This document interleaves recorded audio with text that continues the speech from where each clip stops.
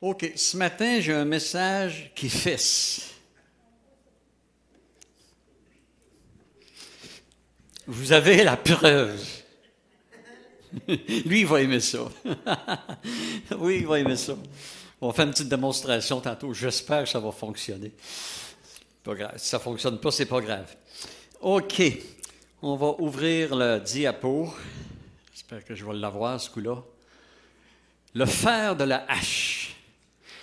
Venez avec moi dans 2 Rois 6, 1 à 6. Comme je dis à chaque réunion, ceux qui n'ont pas leur Bible, vous m'attendez à la porte. Il y a une remise de 20 $ que vous me faites. C'est avec ça que je fais mes paiements. OK? 2 Rois 6. Bon, qu'est-ce qui s'est passé là? On va attendre notre technicien. OK. Le fer de la hache. Oui, OK. Les fils des prophètes dirent à Élisée. Élisée, c'est le prophète, on pourrait dire, c'est le directeur de l'école des prophètes. Parce qu'ils ont décidé d'aller abattre beaucoup d'arbres pour agrandir le lieu d'adoration. Il y avait comme un réveil, il manquait de place. Pour les prophètes, il manquait de place pour le peuple de Dieu. Voici le lieu où nous sommes assis devant toi est trop étroit pour nous. OK, donc allons jusqu'au Jourdain.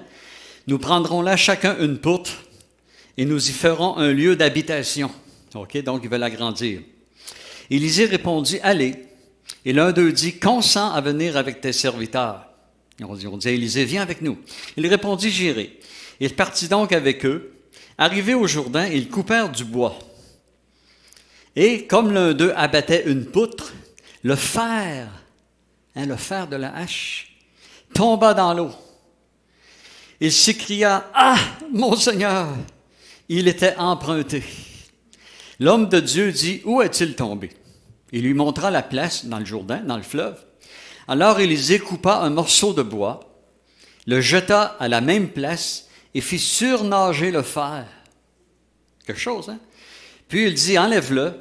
Donc le jeune homme avançait la main dans le fleuve. Il le prit. Le fer de la hache. En 1991-12, dans ces coins-là, j'avais pris un cours au collège biblique. Dans le temps, c'était à Québec. Comment ça s'appelait, Roger, donc? Formation Timothée. Et un professeur du nom de Raymond Bourgier, que personne ne connaît, avait apporté un petit enseignement sur cette histoire-là. Puis moi, ça m'a resté dans la tête, puis j'ai retrouvé mes vieilles feuilles cette semaine et j'ai élaboré un message plus grand. Le fer de la hache. Le jeune homme bûche. Ça va bien? Il est enthousiaste, il frappe avec sa hache, tout est heureux, d'un coup, pac! Le bout de la hache, tombe dans le fleuve. C'est un peu comme un homme qui joue du hockey, un joueur de hockey, puis la palette n'est plus là. Il ne peut pas faire grand-chose. Elle tombe dans l'eau du Jourdain, puis « Ah, mon Seigneur, aide-moi, aide-moi! » Ce jeune homme, il sait qu'il ne pourra plus être utile ni efficace avec seulement un bâton. Le manche-lâche. La puissance, l'efficacité d'un bûcheron n'est pas nécessairement dans ses muscles, dans ses muscles, et dans le fer de la hache. Et dans la hache, dans le fer, le tranchant. Elle n'est pas dans le manche, elle est dans la tête du manche. OK, retenez ça. Si le fer sort, toute la force du bûcheron est inutile. Quand même que tu auras les bras à Rambo, à Arnold Schwarzenegger, si tu frappes avec un bâton sur un érable, tu vas frapper le restant de tes jours. Tu vas peut-être à la longue écorcher un peu l'écorce. Si le fer sort, toute la force du bûcheron est inutile, toute efficacité est perdue. Il y a une puissance dans le fer de la hache. La puissance de la hache fut perdue lorsque le fer s'est arraché pour tomber dans le fond de l'eau. La tête de la hache, le Saint-Esprit en nous, la puissance de Dieu en nous, ta hache va s'aiguiser par ta relation avec Dieu. Nous sommes le manche. Nous sommes le bâton. Le Saint-Esprit en nous, sa puissance, c'est la hache. qui est efficace. Si le fer, si l'esprit, si ta relation avec Dieu, si tout ça est éteint, tu deviens un manche sans force, sans efficacité, et tu te fatigues pour rien. Il y a une histoire qui me vient là dans la tête, c'est que Marthe et Marie, Marie courait à gauche, à droite, ramassait, cuisinait, faisait la vaisselle, lavait les ustensiles, mettait ça beau pour Jésus et tout ça, puis pour sa sœur Marie, puis Lazare. Puis elle dit, dis donc de m'aider. Jésus dit, Marie avait choisi la bonne part, au pied du Seigneur. Elle aiguisait sa hache, sa relation avec Dieu. Et Marthe courait, faisait beaucoup de choses, mais n'accomplissait rien pour le royaume de Dieu. Elle était comme un manche, agitée. C'est l'Esprit de Dieu qui nous fortifie, c'est sa puissance qui nous fortifie. Colossiens 1:11, fortifié à tous égards par sa puissance, pas par ma sagesse, pas parce que je connais, pas par mes cours bibliques, par sa puissance glorieuse, en sorte que vous soyez toujours et avec joie, persévérants et patients. Si le fer de la hache pouvait parler, il dirait au bâton, « Sans moi, tu ne vaux rien. » C'est vrai, là.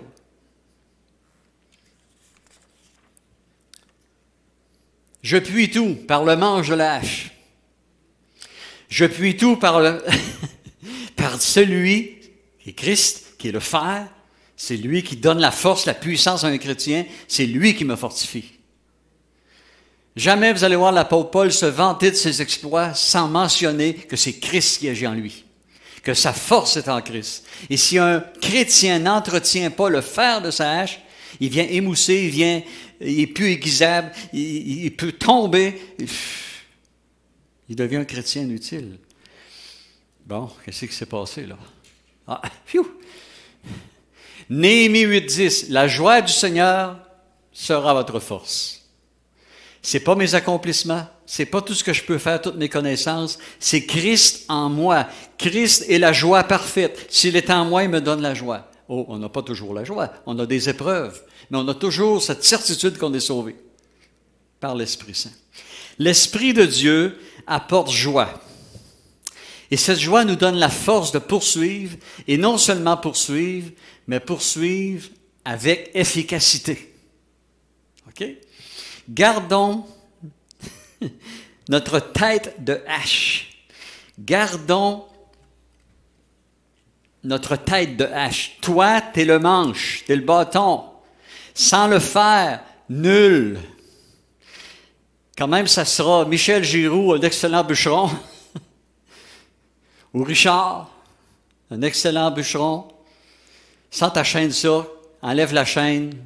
Tu vas user ta plaque, puis tu couperas pas un arbre. Sans le fer de la hache, un chrétien est inutile.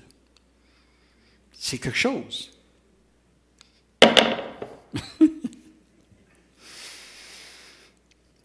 Gardons notre tête de hache, le Saint-Esprit, Christ en haut du manche, en haut de nous, dans nous, et ne nous appuyons pas sur notre sagesse. Confie-toi en l'Éternel de tout ton cœur et ne t'appuie pas sur ta sagesse. En l'Éternel. On va voir quelque chose tout à l'heure, que c'est souvent ce qu'on pense. Puis on peut faire un saut. Ta sagesse, c'est seulement le bois. C'est seulement le bois, ta sagesse. C'est seulement le manche. La sagesse de Dieu, c'est le fer. As-tu le fer? Parce que la hache a un fer, nous pouvons abattre une forêt. Avec un bâton, tu ne peux pas. Impossible sans le fer. Suivez-moi bien. Ce fer, c'est la puissance de l'Esprit Saint en nous. C'est la puissance de Dieu en nous. Pas de travail efficace pour le Seigneur sans l'Esprit, sans le fer. essaye de bûcher sans le faire avec seulement le manche. Hein? Regardez bien. I don't know si ça va fonctionner, but I try. Ha!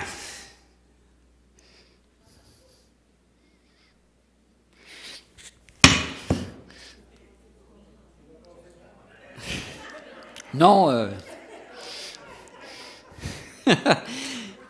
Combien de chrétiens travaillent, se brûlent au ministère, se brûlent à des fonctions, se brûlent à toutes sortes de travaux dans l'Église, à toutes sortes mais n'ont pas le faire.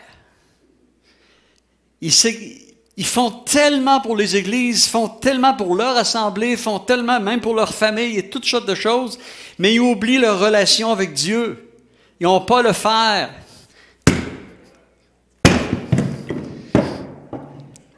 Avec le faire, on est efficace. Et c'est ça qu'il faut retenir. Avez-vous vu la différence quand tu frappes dans le ministère, quand tu frappes dans l'œuvre, quand tu avances avec le Seigneur, c'est efficace. Parce que tu as le Saint-Esprit. La dynamite du Saint-Esprit, la puissance du Saint-Esprit. Donc, essaie de bûcher sans le faire. Avez-vous vu tantôt? J'avais beau frapper. Gisèle va passer à la balayeuse ou Sylvain. Une vie sans relation avec Dieu tous les jours, sans la lecture de la parole, sans prière, est comme un bûcheron qui n'a pas de fer au bout de sa hache. Ça ne l'a pas réveillé. Ils ont eu une noce, vendredi, une belle noce qu'il y a eu ici. Et c'était le papa du marié, Nicolas. OK. Le jeune étudiant d'Élysée a perdu sa puissance au moment où il en avait le plus besoin. Et souvent, on a des ministères à faire des choses, à faire des œuvres, à faire quelque chose, là, puis au lieu d'aller en prière, parler avec Dieu, se décharger avec lui et se remplir de sa puissance, on part comme des queues de veau, puis on va œuvrer. On est comme un bâton lancé dans la forêt, t'as pas de fer. Le jeune étudiant d'Élysée a perdu sa puissance au moment où il en avait le plus besoin. Il était très actif. Probablement qu'il avait remonté ses manches, puis qu'il allait là. Mon père, quand il bûchait, je ne sais pas pourquoi, il bûchait autant que sa bouche. Il faisait pas. Il faisait. Te rappelles-tu, Anne? Fait que probablement que le jeune, là, il était en soir, puis un bandeau dans les cheveux, puis ça y va, au toast, ça y va, il est content, puis tout ça, la chemise est ouverte, la sueur, il déploie sa force, il frappe. Il frappe la bûche, ouais, mais, écoutez bien ceci, là, ça peut ressembler à plusieurs. Il a été négligent. La tête de la hache avait du lousse. Il l'a toléré. Une tête de hache part pas d'un coup. On va prendre une chaîne de ça aujourd'hui. La chaîne de ça, il faut qu'elle ait une certaine force, qu'on la serre un peu. Il faut vérifier. Parce que si elle est trop lousse, à un moment donné, c'est peut-être dangereux. Là. Premièrement, elle va se de travers, puis elle peut débarquer. La tête de la hache avait du lousse, puis il l'a toléré. C'est du printemps, avant qu'il y ait trop de sécheresse dans l'herbe, j'avais des gros tas de branches que j'ai fait brûler. Et puis, j'étais allé chercher mon râteau. Et puis, pour ramener les branches au feu, puis tout ça, puis racler, puis autour, puis ramener ça au feu. Et puis à un moment donné, le bout du râteau est resté dans le feu. Va le chercher. Je ne pouvais même pas approcher à 10 pieds, ça me brûlait d'en face. Hey, le feu a monté peut-être 7-8 pieds de haut. Là. Mais moi, je le savais parce que quand j'avais travaillé avec mon râteau, après 3-4 jours avant, il y avait du lousse. Je me disais, bon, il est encore bon. Il y avait du lousse, ben, il m'a fouéré dans les mains. J'avais négligé de leur serrer, de mettre peut-être une vis, quelque chose, mais leur serrer. Une tête de hache ne part pas d'un coup sans qu'il s'est passé quelque chose avant. Le lousse s'est installé. Est-ce que le lousse s'installe dans ta vie? Oh, je prierai demain. Je viens de prendre un peu de lousse. Oh, je vais lire plus demain. Aujourd'hui, j'ai juste lu Matthieu, versets 1 à 5. Je sais pas. Tu viens de prendre un peu de lousse. Oh, j'ai tellement d'ouvrages. Je ne vais pas à prière ce soir. La semaine prochaine, là, je vais y aller. Tu viens de rajouter du lousse. Et les gens ajoutent du lousse. Ajoutent du lousse. Ce jeune homme-là, en une seconde, est devenu inutile et inefficace. En une seconde. Poc! Plus de fer. Des chrétiens travaillent fort, en font beaucoup, mais négligent le faire. Négligent leur relation intime avec Dieu. Négligent la lecture de la parole. Négligent l'écoute et le silence avec Dieu. OK? Et c'est ça qui rend ton fer, ton bois, c'est-à-dire ton manche, efficace.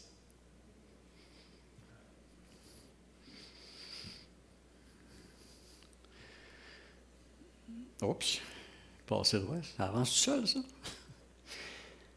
Marthe, Marthe, mets ton nom. Tu t'inquiètes pour beaucoup de choses. Hein, l'Église est rendue que ça court comme des queues de veau, puis Marie a choisi la bonne part, qui ne lui sera point enlevée, le fer. Marie est assise au pied de Jésus, comme j'ai dit tout à l'heure. Et tout le travail qu'il y avait à faire, puis il y en avait, c'était moins important que ta relation avec Dieu.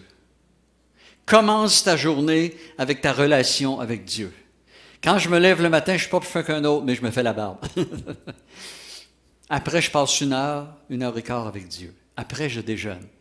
Après, je passe 1 heure de prière. Il y a beaucoup de travail dehors, là. J'avais un demi-voyage de 10 roues à transporter, puis un autre, ça c'était de la terre, puis l'autre c'était du 0,3 quart. Puis il me semble, il faisait beau. Puis, non, je commence ma journée avec Dieu. Merci Seigneur que j'ai du temps. Je sais que vous avez des familles, des enfants, un mari bougon peut-être. Mais prenez du temps avec Dieu avant de commencer votre journée, parce que c'est là que vous allez prendre soin du fer et aiguiser le fer. Il faut entretenir le fer. Des chrétiens, des chrétiennes ont remplacé le fer par leur force, leur source à eux, leur ressource à eux, leur efficacité à eux. Ils ont remplacé le fer par leur propre force, leur propre sagesse, leur propre expérience. Ils œuvrent sans le fer. Éphésiens 2,10 dit, « J'ai préparé des œuvres d'avance avant que vous les pratiquiez. » Est-ce que c'est ces œuvres-là qu'on pratique? Si on n'a pas le faire, ce n'est pas ces œuvres-là. Ou encore, si c'est ces œuvres-là, on s'essouffle, on veut abandonner, on perd la joie, ça ne nous le dit plus, c'est un fardeau. Pourquoi? Va bûcher avec un bâton. Ça va devenir un fardeau. Mais va bûcher avec une bonne hache aiguisée, tu vas jouir de la frappe. Tch! Comme vous avez vu le bois éclater. Si vous remarquez, j'ai pris une bûche selon ma grosseur. J'aurais pu prendre... j'aurais frappé longtemps. Hein?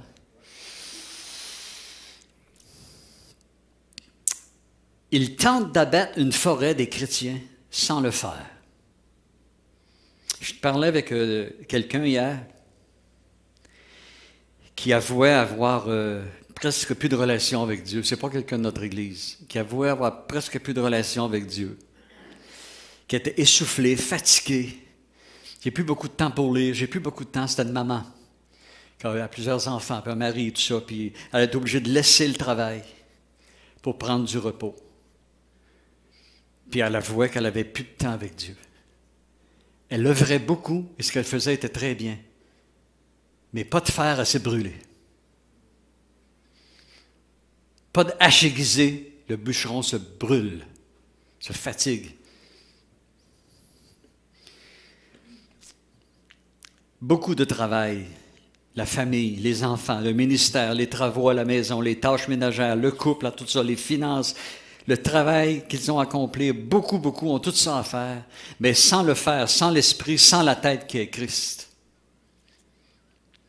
Donc, pas de force, pas de puissance, si on a juste le manche, juste le bois. Pourquoi? Le jeune homme ne regardait pas son outil. Il la prenait probablement dans le hangar, à quelque part à côté après un poteau, puis il partait bûcher. Mais il ne regardait pas son outil. S'il l'avait regardé, il aurait vu que la tête, elle bougeait un peu. Que peut-être tu rentres 3-4 bons clous, puis elle est plus serrée, là. C'est ce qu'elle a, elle a 4-5 clous, cette hache, que j'ai rentré dedans, à la longue. Elle n'est pas jeune, là. C'est la même hache que le petit bonhomme de tantôt, là. Alors la tête a commencé à avoir du lousse. Le problème de l'Église de la fin, dans l'Apocalypse, il y a 2 églises de la fin. Philadelphie et Laodicée. Philadelphie, c'est la perle. C'est un cœur selon Dieu. Et Laodicée veut dire l'Église du peuple. Autrement dit, c'est le peuple qui décide. C'est le peuple qui veut que ça marche à leur façon. Prêche-nous pas trop dur, prêche-nous des choses faciles, parle pas de repentance, de péché, d'enfer, de sang. Mais le diable, arrête! Parle-nous de douceur, les bontés de Dieu. Et ça, c'est l'Église selon le peuple. Il n'y a pas de fer. Tu ne sais pas que tu es malheureux, misérable, pauvre, aveugle et nu. Sans la relation avec Dieu, c'est comme ça qu'on se retrouve. Un bâton, pas de fer. Le problème de l'Église de la fin des temps, l'Église selon le peuple, une Église de manche. Seulement un manche. On n'a plus de fer. C'est comme si Jésus dit à cette Église-là, « Je ne suis même pas là, puis tu t'en rends pas compte. » Ou à toi, « Je ne suis même pas dans ta vie, je ne suis même pas avec ce que tu fais. » Savais-tu que si tu n'as pas le fer, si tu n'as pas l'esprit, c'est la catastrophe. Parce que seulement avec l'esprit, avec le fer, avec l'esprit de Dieu en toi, que tu peux pardonner, que tu peux aimer, que tu peux poursuivre, que tu peux vraiment adorer. C'est seulement avec le fer, la puissance de Dieu, que tu peux accomplir ce que Dieu veut que tu accomplisses. Mais laisser à toi-même sans le faire, tu ne pourras jamais fendre les situations. Tu ne pourras jamais vaincre, tu ne pourras jamais abattre l'ennemi devant toi. Je frappe à la porte, puis tu ne m'entends même pas. Hey, c'est triste, là. Tu arrives chez vous, tu frappes à la porte de ta propre maison, personne ne t'entend, puis il ne te répond pas. Jésus frappe à la porte de son Église. C'est comme s'il était dehors, puis il frappait à la porte, puis il disait, « Je ne suis pas là, faites-moi rentrer. » Est-ce que Christ est dans ta vie? Vraiment? La négligence a donné ce résultat. Les 5 vierges folles qui négligeaient quoi? L'entretien, leur huile. Alors, il y avait une lampe, il y avait la robe blanche, il attendait un époux. Négliger l'huile, qui représente le Saint-Esprit et ta consécration. Et si ces vierges-là, quand l'époux est venu, n'ont pas été pris, c'est qu'ils avaient perdu le fer. Ils n'avaient plus l'esprit. Ils avaient négligé. Dans Matthieu 25, 8. La tête, l'Esprit Saint s'était retiré. Comme le manche avait resté dans les mains du jeune homme, mais le fer était tombé dans le fleuve. Beaucoup de chrétiens sont très actifs, mais aucun souci de Dieu, aucune considération pour faire le plein spirituel à tous les jours. Ils se contentent d'une réunion par semaine ou par Internet. J'ai demandé à quelqu'un il n'y a pas longtemps, puis comment ça va ta relation avec Dieu, avec la COVID, puis tout ça, puis nos églises qu'on ne peut pas être remplies, puis moi ça va bien, hey, à tous les jours j'écoute une prêche de pasteur Claude Houd, à tous les jours j'écoute une prêche de l'église, j'aime ça, puis là je vais sur un autre site, à tous les jours j'écoute la louange, t'as peu, arrête là, arrête, ça vaut pas grand-chose. C'est bien, ça te nourrit, mais quand tu t'arrêtes toi, dans le silence seul avec Dieu, pas quelqu'un qui te prêche tout le temps, laisse le Saint-Esprit te prêcher. Quand tu t'arrêtes, toi, pour lire et dire, Seigneur, que veux-tu me dire aujourd'hui? Ça se peut-tu que tu t'adresses à moi? Ne pas lire pour les autres. Quand est-ce que tu t'arrêtes? Vas-tu aller sur Internet écouter un film porno, un couple qui sont ensemble, qui font des affaires, puis tu dis, bon, ben, j'ai une bonne relation avec ma femme. Vous riez, mais c'est pareil. Ah, j'ai eu une bonne relation avec Dieu. Hey, boy, j'ai écouté 3 prêches un matin. Ouais, mais t'es-tu arrêté 1 heure, toi, seul avec Dieu?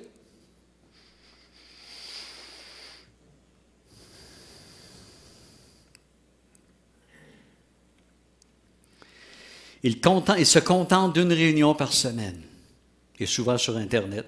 Et le reste de la semaine, néglige l'entretien de la hache, néglige l'entretien de leur lampe. Ça ne passera pas. Un jour, prends la décision de revenir de tout ton cœur à Dieu, par la lecture quotidienne de sa parole, par la prière, par l'adoration, par l'écoute. Prends du temps avec lui, reviens. Et c'est ça qui va tenir serré le fer au bout du manche. C'est ça qui va aiguiser ta hache, qui va te rendre efficace. En négligeant l'entretien du fer de la hache, il s'était détaché du bois. En négligeant ta vie spirituelle, l'entretien de ton fer, le Saint-Esprit risque de se retirer, comme pour les vierges folles. Satan, il rit. Il se fiche de tout le travail que tu peux accomplir s'il remarque que tu n'as pas le fer, que tu n'as pas l'esprit. C'est comme s'il arriverait un bon bûcheron. Puis moi, je suis là avec mon manche, puis je frappe après l'arbre. Puis je frappe après... Bon, aller frapper l'écran. En tout cas, ça va revenir. Puis je frappe, puis il arrive un vrai bûcheron, il me regarde, qu'est-ce qu'il fait? Avez-vous vu l'innocent? Avez-vous vu l'innocent? Pauvre idiot. Puis moi, vu que je suis en compétition avec lui, je le laisse faire. Moi, j'ai une hache avec le tranchant grand de même, j'ai une chaîne ça, une bonne Husky à 357. Puis je le laisse faire. Parce que je veux gagner, je veux pas qu'il gagne, je veux qu'il perde. Alors Satan rit. Quand il voit une église, pas de fer. Quand il voit un chrétien, pas de fer. Quand il voit juste des manches.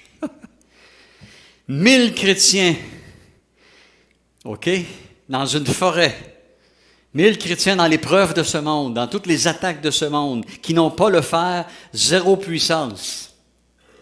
Un chrétien, avec toute cette forêt d'attaques qu'on peut avoir, qui a le fer, est 10 fois plus efficace que tous eux. Satan va tout faire pour que notre fer quitte notre manche. Il va tout faire. Comme il l'a fait pour un homme que vous connaissez, Samson. Là, je ne sais pas s'il m'est arrivé à la bonne place. On va avancer ça, là. OK. Juge 16, 20. Écoutez bien ça. Samson a une force inimaginable. Et moi vous dire une chose, si Samson avait été développé comme Arnold Schwarzenegger, comme Monsieur Olympien, comme Rambo dans son meilleur, il n'y aurait eu aucun exploit à faire ce qu'il a fait. Le plus drôle que moi je pense, je dis bien moi je pense, c'est que Samson était peut-être de ma grosseur. Un homme bien ordinaire, tout petit peut-être même. Mais c'est l'esprit de l'Éternel qui le rendait fort. C'est le fer de la hache qui le rendait fort. C'est Christ le revêtait, l'ange de l'Éternel le revêtait de puissance et tout à coup il pouvait déchirer un lion. Mais s'il avait eu les bras gros de même, 22 pouces de bras, puis 30 pouces de cuisse, puis 18 de ventre, il reste bien que la colonne, là, je pense. Non, on voit ça des fois, des statuettes, là. Il n'y aurait pas eu d'exploit. Mais là, il y a un exploit parce qu'il est ordinaire, ce gars-là. Et c'est la puissance de Dieu qui le rend fort. Alors, cette puissance-là, les Philistins veulent savoir d'où elle vient. Comprenez-vous que si elle aurait eu les bras à 25 pouces de bras, il aurait dit, regardez, elle a sa force. Il a raison, on va lui couper les bras. Mais non, il y avait 2 allumettes, probablement. Alors, ils ont dit à Dalila, sa femme, tu vas le cuisiner, tu vas le cuisiner, tu vas le cuisiner. On veut savoir d'où vient sa force. Par 2-3 reprises, elle a menti. Elle dit, ça vient, bon, si tu fais ça avec mes cheveux, si tu fais ça avec mes mains, si tu mets des cordes neuves à mes mains, si tu mets des cordes sèches à mes mains, je vais perdre ma force. Et à chaque fois, elle l'attachait de toutes sortes de façons qu'il disait, les tresses après ses mains avec des cordes neuves, comprends-tu? Puis il s'endormait. Puis là, elle disait, Samson, les Philistins sont sur toi. Puis il te les battait toutes. Là, elle était tellement fâchée, elle dit, tu me mens, dis-moi donc la vérité. Et là, il a dit la vérité. Si on me coupe les cheveux, parce que c'était le vœu de Nazaria, pas de boisson, pas de relations sexuelles, pas de femme étrangère, et tu te laisses pousser les cheveux, tu ne touches jamais à tes cheveux. Il y en avait 3 de partis. Il ne restait plus qu'avec les cheveux. Qu'est-ce qui est parti dans ta vie? Est-ce qu'il te reste juste un peu de lecture? La prière est-elle partie? Fréquenter l'église est-elle partie? Témoigner, est-ce que c'est parti? Lui, il ne restait plus qu'avec les cheveux longs. Et c'est ce qui faisait que sa force était encore là. Alors, elle dit alors, OK, là, elle l'a attaché, parce qu'il a dit que c'est ses cheveux. Elle a fait venir quelqu'un, un homme, puis il a coupé tous les cheveux. Pendant que lui, il dormait sur ses genoux, les genoux de Dalila. Est-ce que tu dors sur quelque chose que tu ne veux pas te débarrasser d'eux? Et là, elle dit, les Philistins sont sur toi, Samson. Il se réveilla de son sommeil. Est-ce que tu dors? Il dit, je m'en tirerai comme les autres fois. Je vais réussir, tu vois, j'ai toujours réussi, ça va marcher. Il ne savait pas que l'Éternel s'était retiré de lui. Je ne sais pas, je ne l'ai pas vécu. Mais on ne doit pas s'en rendre compte quand l'Esprit se retire. Et là, tu dis, je vais encore m'en sortir. J'ai une attaque, j'ai ça, j'ai ci, j'ai ça qui me frappe. Là, ouais, là. Je vais réussir encore et tu ne réussis plus parce que l'Esprit, le fer de la hache n'est plus là. C'est ce qui s'est arrivé à Samson. Dors-tu? Samson ne s'était pas rendu compte. Ça, c'est un chrétien tiède. Fou. Qui ne se rend pas compte qu'il n'y a plus de puissance surnaturelle en lui. Il n'y a que le bois de la hache. Et sans le fer, c'est faire de la religion. Dans Luc 2, 43, il y a une histoire, et j'achève. Mon premier, j'achève. J'en ai toujours 3. Consolez-vous, il est à son premier déjà. Dans Luc 2, 43, il y a eu la fête à Jérusalem, dans le temple et tout ça, puis les cousins, les cousines, la parenté, les voisins, tout le monde est là, il y a un gros rassemblement, ça vient de Bethléem, ça vient de Nazareth, ça vient d'un peu partout. Et là, quand Jésus a été présenté au temple et tout ça, puis bon, il est passé de l'âge adulte, qu'on pourrait dire un peu dans ces sens-là, à 12 ans, là, tout le monde rentre chez eux, et eux, ils rentrent à Nazareth. Puis là, il y a les cousins, les matantes, les beaux-frères, ça jase, ça s'en va à chemin des foules, maintenant ça se divise, direction Nazareth, direction une autre direction, puis ça s'en va. Puis là, Joseph et Marie qui parlent avec plein de monde, voyons, où est Jésus? Ils ne se sont pas rendus compte que Jésus n'était pas avec eux.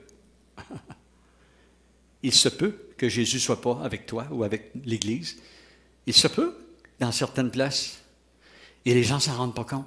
C'est le fun, c'est une fraternité, puis là, les restaurants vont ouvrir. On va penser bien plus d'aller manger 2 bons œufs jambon au Saint-Ben qu'aller à l'église. Et c'est ça qui est arrivé. Joseph et Marie ne s'en sont pas rendus compte. Et là, on marche dans notre quotidien, notre routine, on va à l'église, au temple. Hein? Ils ont perdu Jésus où? Dans le temple. Mais c'est bien beau tout ce qu'on fait. Où est le fer? Où est la puissance dans nos vies? Où est Jésus? Et sans s'en apercevoir, il n'est plus là. Oui. Il est où? Il est où le bonheur? Il est où? Au pied du Seigneur. Moi, j'ai rajouté ça. Il est où? Il est dans le lieu secret et il t'attend. Il est là, le Seigneur. Dans le lieu secret, et il t'attend. Mais toi, tu vis ta vie sans lui. Il faut reconnaître notre perte. Il faut reconnaître qu'on a perdu des choses en avançant dans l'Église, en avançant dans notre vie chrétienne. Si on compare à plusieurs années ou à nos débuts, qu'on marchait dans les rues et on témoignait, j'avais amené ma guitare à la sortie du pont, mon caisse ouvert avec des pamphlets, puis je chantais, puis je louais. Puis les musiciens du pub, le Grand Hôtel, étaient sortis. Yvon Bolduc, ils sont. Il dit, tu fais là, tu jouais dans les bars avant, tu fais là. Il dit, je joue pour le Seigneur. On était zélés. Qu'est-ce qui se passe? Il faut reconnaître nos pertes. Le jeune homme a su reconnaître immédiatement la perte de son fer, du fer. Samson ne s'en est pas rendu compte, mais il faut reconnaître. Le jeune homme a crié au prophète, « Ah non, mon Seigneur! » Tu dis, c'est facile de se rendre compte quand tu n'as plus de fer au bout de ta hache. C'est vrai que c'est facile, hein? Non, mais il serait gna, le bûcheron qui bûcherait avec un bâton. Ben, il y a des chrétiens gna, qui bûchent en l'esprit. Beaucoup de chrétiens sont assez stupides pour continuer sans le faire, seuls avec le bâton. Eux, la chair, sans l'esprit. Sauf au Centre évangélique Renaissance. J'avais marqué ça ici. Imaginez le bûcheron qui continue de bûcher sans le faire. Hein? Les fêtes tantôt. J'avais-tu l'air fou, hein? Même si j'avais eu les gros bras de même, puis le torse, je ne sais pas à qui. Même si c'est un gros ministère, puis je parle à tous les pasteurs partout dans le monde, là. Même si c'est un gros ministère, puis ils sont 35 000 dans la salle, si tu n'as pas le faire, tu bûches pour rien. Quand tu vas arriver devant Dieu, toi, il ne tenira pas compte de ça, de tout ce que tu peux avoir accompli. Il va dire, qu'as-tu fait de Jésus? Ma relation, je t'attendais dans le lieu secret. Réveille-toi, Samson. Et réveillez-vous, Vierge folle. On a besoin de retrouver le fer. Le bûcheron avec un bâton, c'est l'image de celui qui néglige sa relation avec Dieu. Comment ça se termine? Ah?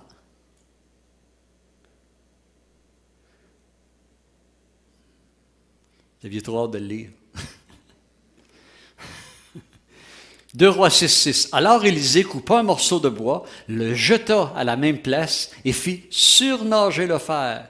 Va dans la rivière, puis tire un fer de hache, puis essaye de le faire relever. Puis il dit, enlève-le. Donc le serviteur avance la main, puis il prend le fer de la hache. Retourne au pied de la croix. Le bois de la croix va faire surnager ton goût pour Dieu, ton désir de le prier, va faire surnager le fer, va faire revenir l'esprit vers toi, va faire revenir vers toi la puissance que tu as perdue. Le bois de la croix retourne à case départ, à la croix de Jésus-Christ. Seigneur, j'ai perdu le fer. Seigneur, je suis inefficace. Seigneur, baptise-moi de ton esprit. Seigneur, remplis-moi de ta présence, de ton esprit. Seigneur, pardonne mes fautes, pardonne tout ce que j'ai dit, tout ce que j'ai regardé, tout ce que j'ai pensé, toutes mes actions, mes attitudes. Pardonne, Seigneur, ma négligence d'aiguiser le fer, ma négligence d'entretenir ma hache. Pardonne, je ne me suis pas entretenu pour toi. Reviens à la case départ. Le bois va faire surnager. Le bois, la croix, Christ, son sang qui a coulé, son sacrifice pour toi, va faire relever des choses que tu as perdues. Va ramener des choses qu'on est en train de perdre. On se laisse voler. Ma sœur disait ce matin en bas, je suis fatigué de me faire voler. Ils nous volent nos guérisons. Ils volent vos enfants, vos petits-enfants. Retournez de tout votre cœur, de toutes vos pensées à la croix, au bois de la croix. Il va faire revenir, il va faire surnager ta fille, il va faire surnager ton garçon, il va faire surnager ton petit-fils, il va faire revenir les bénédictions qui sont au fond du Jourdain. Il faut retourner à la croix. Il faut retourner. Et je lisais cette semaine dans les Actes, j'ai presque lu tous les Actes cette semaine, et je me disais, Seigneur, on est des bâtons comparés à ces hommes, ces bûcherons avec des haches incroyables, avec tout ce qu'ils pouvaient accomplir. Je ne suis pas le pasteur. J'aurais aimé lui parler ce matin pour qu'il dise lui-même à l'Église, on est peut-être appelé à jeûner, à se priver et à réclamer. Il a jeté le bois, le fer a surnagé.